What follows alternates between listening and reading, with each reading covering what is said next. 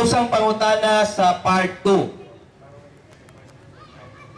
Ganina, ang ato ang mga kandidato nag-isgot siya og good governance, no? Ang konteksto mo ni, sa panahon pa ni Marcos, nag-isgot na ni og good governance. Ipalagpod si Marcos, ni puli ang laing presidente, o ang tanang mga presidente nag-isgot nga good governance. And yet, ang Pilipinas, sa pagkakaroon, number 1 siya nga pinakakurap sa tibuok Asya o ikaduha siya murag ikatulo sa tibuok kalibutan. Unya ang mga leaders ang magpapili nagahisgot kanunay o good governance. Kato ang context sa pangutana. Ang pangutana, paunsa mapakita ang ginatawag nga good governance sa simple o ordinaryong mga tao dinhi sa Samal? Murag na baliktad, ako na po ang first. Of course, everybody is looking for good governance. That's why you are electing leaders. Because you are looking up in those leaders that they will deliver good government for the people.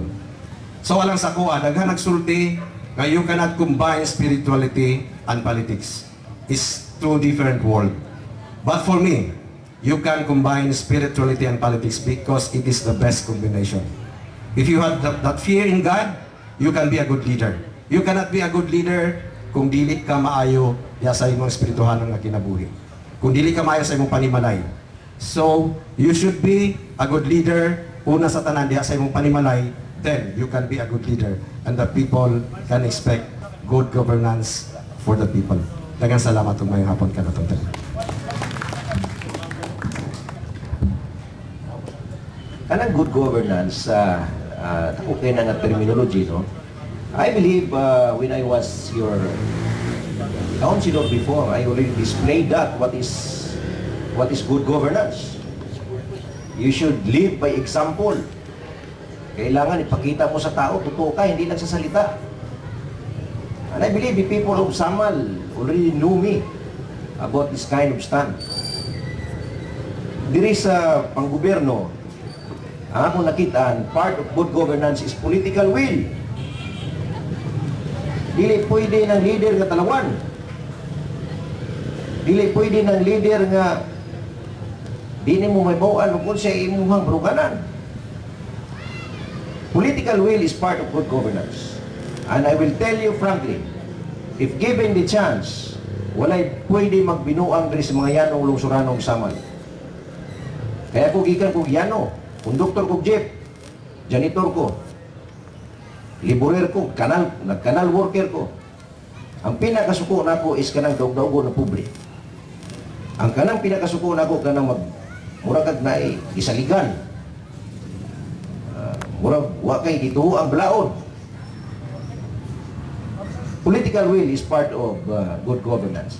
I will be telling you, if given the chance, walay bisag kinsa din binuang. Akong gingnan ng mga pastors, mga religious leaders. Ako, butaan ko, basta akong kaistorya mga butaan. Pero akong kaistorya mga buang, pasensya yun. Walay pwede magbinuang sa Island Garden City of Samal if I'm the mayor. Thank you very much. Okay. Ang atong good governance, simple kayo, of course, one is accountable to the people. So after that, may eleksyon, ikanakadaog kay maot maka. Kaduha, kanang good governance, the way you deal people, the way you deal employees, not only the employees but visitors and foreign dignitaries coming in our country and in our city. Good governance is transparent. Dili kay good governance ka, maayo ka lang sa imong kagalingon, pamilya. You must be a good leader, transparent not only in your family but to any kind of people in any race in our city. Dili ta magpataas-tason.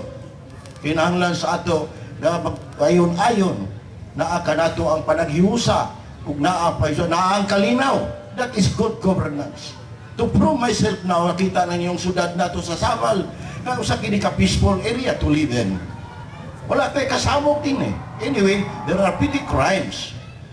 And of course, my life is accountable. I am an open I am an open being and subject for any accountability, and of course, if you will mark it, then I am ready to be marked and ready to answer any consequences. Thank you. Okay, so nadungog na to ang mga pagpapili sa pagka-mayor, no? Kani ang pinakanindot kayo nga porosyon mga kaigsunan tungod kay kamo nagoy direkta, no, nga mangutana naatay mga diha, no, mga libuter, no, nga nagpili og ang ikatulong nga part gitawag ni sa hot seat, no? Kung ang ubang hot seat magud kaon, no, napoy hot seat nga init.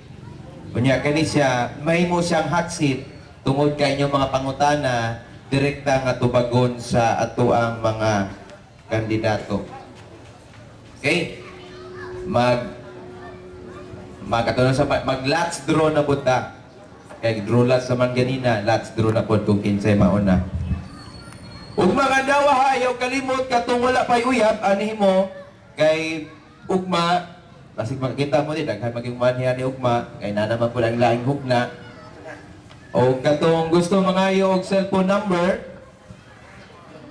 nakoy number 0919-911 ug 1633. So kung na may problema, i-text lang ko ninyo. Okay, humana, ha? 0919-911-1633. Katong may problema sa mga violation sa policy. Okay, ready na? Nakabunot na?